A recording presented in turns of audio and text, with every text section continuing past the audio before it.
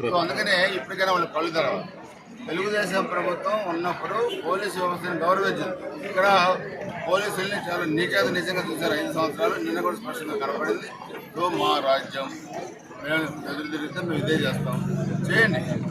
మీరు నిన్న చేశారు, రేపు 4 తర్వాత మీరు భార్య మూల్యం చెల్లిస్తారు. దానికి ఇంకా టైం చాలా తక్కువ.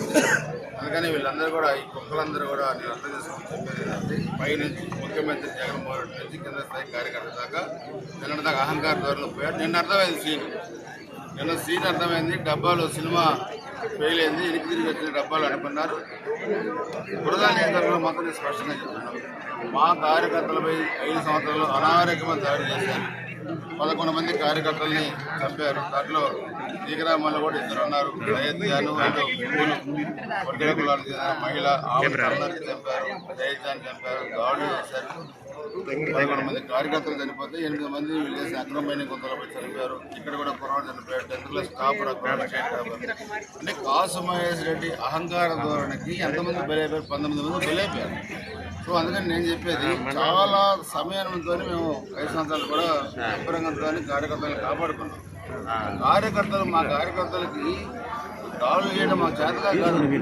వాళ్ళు పోలీస్ డిపార్ట్మెంట్ అడ్డు పెట్టుకొని బతుకుతున్నారు. నేను 94లో ఎమ్మెల్యే అయిన తర్వాత ఫ్యాక్షన్ అంతా కంట్రోల్ చేశాను. బతకమని చెప్పాను, వ్యాపారం చేసుకోండి, వ్యవసాయం చేసుకోండి, పిల్లలు చదివించుకోండి, బాగుండండి. అధికారం వచ్చింది మనుషులను కుక్కలు అర్థం చేసుకోవాలి. అందుకే ఎప్పటికైనా బతకమని చెబుతున్నా.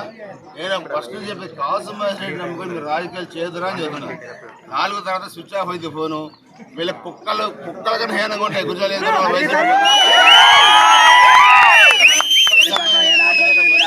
అందుకని అర్థం చేసుకోమని పోతున్నా. పోలీస్ డిపార్ట్మెంట్ కూడా కళ్ళు తెరవండి. నిన్న అర్థమైనది వాళ్ళ కూడా రాష్ట్రంలో పరిస్థితి. సో జూన్ 4 అధికారులు రాబోతున్నాం. బాధితులందరూ కూడా న్యాయం చేస్తాం. నిన్న ఈ వీధి కుక్కల్లా ప్రవర్తించిన వీళ్ళకి కూడా వైసీపీ నాయకులకు కూడా చట్టపరమైన చర్యలు చేస్తాం. బాధితులు నష్టపరం. For more videos like this, subscribe Big TV channel.